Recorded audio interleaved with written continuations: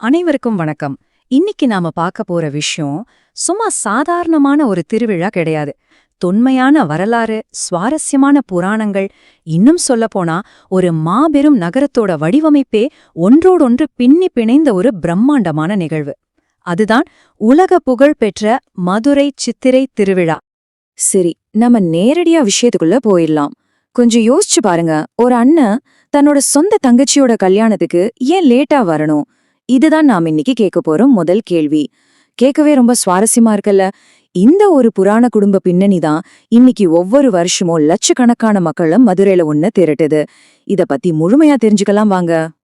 இந்த தொகுப்புல நாம என்னன்னு பார்க்க போறோம்னா, இந்த விழா எப்படி உலகின் பிரம்மாண்டமான கலாச்சார திருவிழாவா மாறுச்சு, திருமல நாயக்கர் செஞ்ச அந்த புரட்சி என்ன, கள்ளழகரோட வைகை ஆற்று பயணம், அதை தொடர்ந்த சாப விமோச்சனம், ஆண்டாள் மாலை, பட்டு நிறத்துக்கு பின்னாடி இருக்கிற மக்களின் நம்பிக்கை, அப்புறம் பாரம்பரிய வழிபாட்டுக்கும் மதுரையோட கட்டமைப்புக்கும் என்ன சம்பந்தம், இதெல்லாம் தான் பார்க்க போறோம்.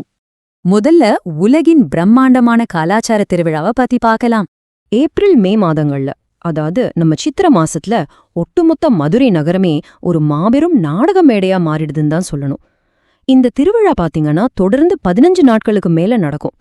முதல் பாதியில மீனாட்சி அம்மன் பட்டாபிஷேகம், மிகவும் புனிதமான மீனாட்சி சுந்தரேஸ்வரர் திருக்கல்யாணம், அப்புறம் பிரம்மாண்டமான தேரோட்டம் நடக்கும். அடுத்த பாதியில அழகர் ஆற்றல் இறங்குற அந்த புகழ்பெற்ற நிகழ்வு நடக்கும். இதுல ரொம்ப ஆச்சரியமான விஷயம் என்ன தெரியுமா? இது வெறும் கொண்டாட்டம் கிடையாது. 2 வெவ்வேறான மத மரபுகளை, அதாவது சைவத்தையும் வைணவத்தையும் ஒன்னா சேர்த்து அந்த பகுதி மக்களிடையே ஒரு மாபெரும் ஒற்றுமையை உருவாக்குற கருவியா இந்த திருவிழா செயல்படுது. அடுத்து நாயக்க மன்னரோட அந்த சைவ வைணவ புரட்சி பத்தி பார்க்கலாம். திருமலை நாயக்கர் காலத்துக்கு முன்னாடியெல்லாம் பாத்தீங்கன்னா மீனாட்சி அம்மன் திருவிழா மாசி மாசத்துலயும், கள்ளழகர் விழா தை மாசத்துல தேனூர்லயும் தனித்தனியா தான் நடந்துட்டு இருந்துச்சு. ஆனா திருமலை நாயக்கர் ரொம்ப புத்திசாலித்தனமா என்ன பண்ணாருன்னா, இந்த 2 விழாக்களையும் ஒன்னா இணைச்சு சித்திர மாசத்துல நடக்கிற மாதிரி மாத்தினாரு. இதனால என்னாச்சு, பல காலமா இருந்த சைவ வைணவ பிரிவுகளுக்கு இடையிலான மோதல்கள் அப்படியே முடிவுக்கு வந்துச்சு. வரலாற்று ஆய்வாளர்கள் சொல்றத கவனிங்க. அவர் 2ஐயும் இணைத்து சித்திரை திருவிழாவை உருவாக்கினார்.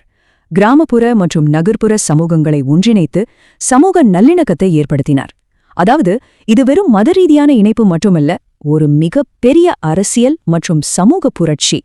விவசாய தொழில முடிச்ச கிராமப்புற மக்களையும் நகர்ப்புற மக்களையும் ஒன்னா சேர்த்து ஒரு பெரிய பொருளாதார வளர்ச்சியை அவர் உருவாக்கினார்.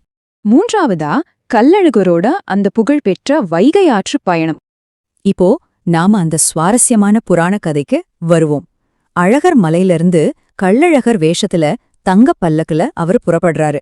அவரை வரவேற்க மக்கள் எல்லையில திரளா காத்துட்ருக்காங்க. ஆனா அவர் மதுரைக்கு வர்றதுக்குள்ள சிவபெருமானே அழகர் வடிவுல வந்து மீனாட்சி கல்யாணத்தை நடத்தி முடிச்சிடுறாரு. இத கேட்டு கோபமடையும் அழகர் மதுரை நகருக்குள்ள நுழையாம சித்ரா பௌர்ணமி அன்னைக்கு காலையில வைகை ஆற்றுல இறங்கி அங்க இருந்தபடியே தம்பதியரை ஆசீர்வதிச்சுட்டு திரும்பிடுறாரு. தெய்வங்களுக்கும் கோபம், ஏமாற்றம் போன்ற மனித உணர்வுகள் இருக்கிறத இந்த கதை எவ்ளோ அழகா சொல்லுது பாருங்க. 4வது பகுதி, சாப விமோச்சனமும் ஆண்டாள் மாலையும். இந்த பயணத்துல இன்னும் சில சுவாரஸ்யமான விஷயங்களும் நடக்குது. அழகர் மதுரைக்கு வர்றதுக்கு மீனாட்சி கல்யாணம் ஒரு காரணமா இருந்தாலும், துர்வாச முனிவரோட சாபத்தால தவளையா மாறின சுதபஸ் அப்படிங்கிற முனிவருக்கு, அதாவது மண்டுக்க மகரிஷிக்கு வைகை ஆற்றங்கரையில சாப விமோச்சனம் கொடுக்கறதுக்காகவே அழகர் வர்றாருன்னு ஒரு பழமையான புராணம் சொல்லுது. அது மட்டும் இல்லாம வழியில தல்லாகுளம் பெருமாள் கோவில்ல ஸ்ரீவில்லிபுத்தூர்ல இருந்து ஆண்டாள் சூடி கொடுத்த மாலையா அழகர் ஏத்துக்குவாரு. இந்த நிகழ்வுகள் எல்லாமே இந்த பயணத்தோட புனிதத்துவத்தை இன்னும் அதிகமாக்குது. அடுத்து பட்டு நிறமும் மக்களின் நம்பிக்கையும்.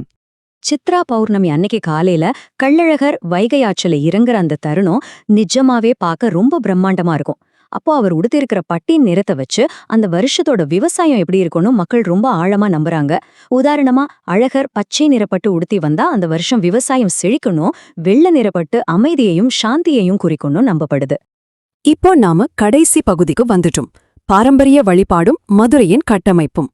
சித்திர மாசனாவே சுட்டெரிக்கும் கோடைகாலம் இல்லையா? அதனால அழகரோட வெப்பத்தை தணிக்கிறதுக்காக பக்தர்கள் என்ன பண்ணுவாங்கன்னா, தோல் பைகள்ல தண்ணி நிரப்பி அவர் மேல பீச்சடிப்பாங்க.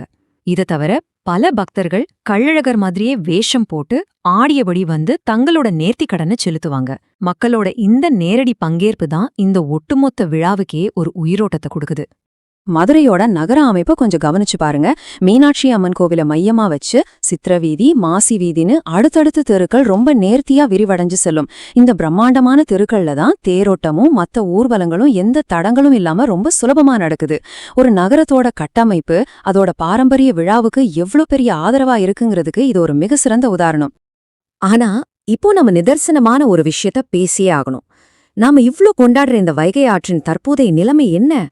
சங்க இலக்கியங்கள்ல அவ்ளோ வர்ணிக்கப்பட்ட அழகிய வைகை ஆறு இன்னைக்கு பிளாஸ்டிக் கழிவுகளாலும் சீமை கருவேல மரங்களாலும் ரொம்பவே மாசடைஞ்சு காணப்படுது. அழகர் ஆற்றில் இலங்கும் இந்த மாபெரும் நிகழ்வுக்கு மையமா இருக்கிற வைகை ஆறு இன்னைக்கு கடுமையான சுற்றுச்சூழல் சவால்களை எதிர்கொண்டு வருது. அப்போ நம்ம முன்னாடி இருக்கிற மிகப்பெரிய கேள்வி இதுதான்.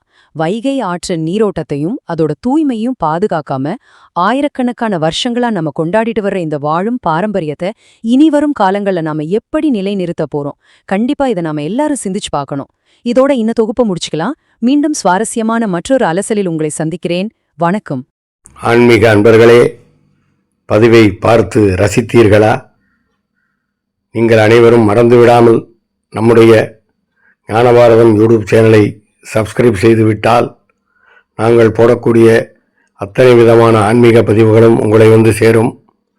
அற்புதமான ஆலயங்கள் பற்றிய பதிவுகள், அகத்தியர் பற்றிய பதிவுகள், மகா பெரியவர் பற்றிய பதிவுகள், ஜீவசமாதிகள் பற்றிய பதிவுகள், நம்முடைய இந்து பண்டிகைகள் பற்றிய பதிவுகள் அனைத்தும் வந்து சேரும்.